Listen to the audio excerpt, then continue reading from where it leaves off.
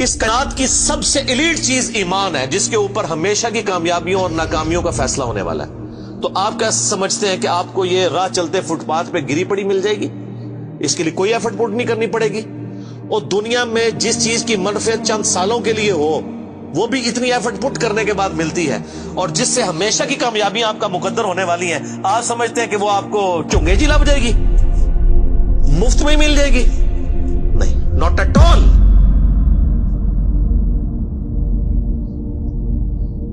میری وائف نے جب پہلی دفعہ قرآن پڑھا نا شادی کے بعد، میں نے اس کو ایک قرآن کلاس ہوتی تھی رمضان شریف میں، تو میں نے کہا میں بچے وغیرہ میں دیکھوں گا، تم نہ صرف ایک دفعہ قرآن پڑھ لو تاکہ تمہیں پتہ چلے قرآن میں لکھا کیا ہوا ہے۔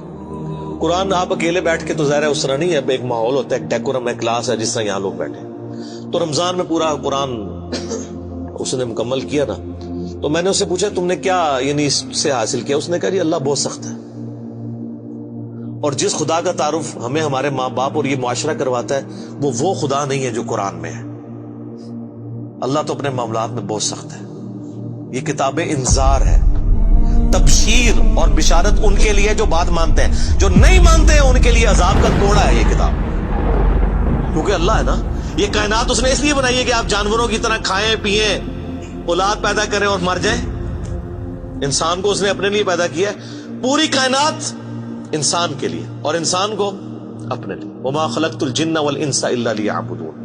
اچھا یہ جو بات ہے نا، ختم اللہ علی قلوبہم وعلی سمعہم وعلی ابصارہم، مہر لگا دی ان کے دلوں پر، کانوں پر، آنکھوں پر، پردہ ڈال دیا، اب عذاب ہی ان کو آئے گا۔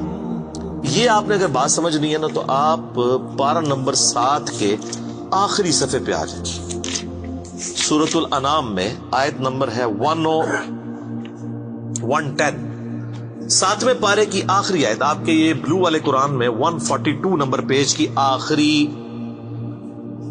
آیت 110 نمبر، وَنُقَلِّبُ أَفْئِدَتَهُمْ وَأَبْصَارُهُمْ، ہم پھیر دیتے ہیں ان کے دلوں کو اور ان کی آنکھوں کو، عقل اور ان کی آنکھوں کو، کہ وہ حق بات قبول نہ کریں۔ حق سے اللہ فرماتا ہے کہ میں ان کو حق سے اندھا کر دیتا ہوں۔ کما لم یؤمنوا بہ اول مرہ، جس طرح کہ انہوں نے بھی تو پہلی دفعہ جب ان کے اوپر حق کھلا تھا انہوں نے ایمان لانے سے روح گردانی کی تھی نا، اب یہ چاہیں گے بھی نہ تو میں ان کو اسلام کی طرف نہیں آنے دوں۔ وَنَذَرُهُمْ فِي طُغْيَانِهِمْ يَعْمَهُونَ، اور میں ان کو چھوڑ دوں گا اپنی سرکشی میں بھٹکتے پھرے۔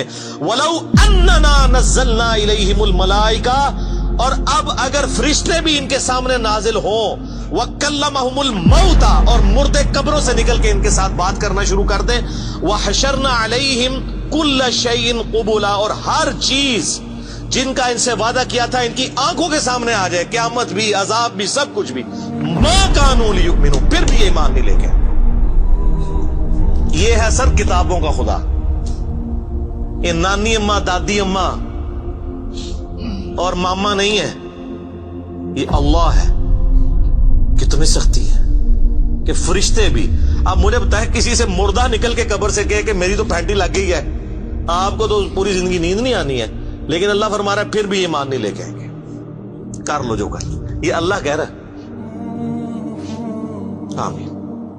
الا ان یشاء اللہ، ہاں اگر اللہ ہی چاہے زبردستی کسی کو اس طریقے سے ہدایت دے تو وہ الگ بات ہے۔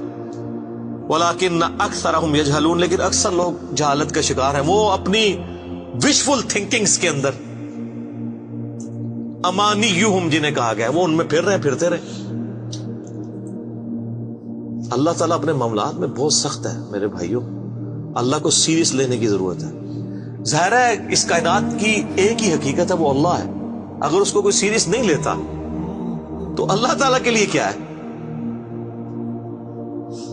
وہ تو اپنے نبی سے 3 دفعہ قرآن میں کہلوا رہا ہے، قل انی اخاف ان عصیت ربی عذاب یوم عظیم، اے نبی تم فرما دو کہ بالفرض اگر میں بھی اپنے رب کی نافرمانی کروں تو مجھے خود اس بات کا ڈر لگا ہے کہ بڑے دن کا عذاب مجھے بھی آ پکڑے گا۔ جی سورۃ الانعام، سورہ یونس، سورہ الزمر، 3 سورتوں میں یہ ایک آیت 3 دفعہ آئی ہے۔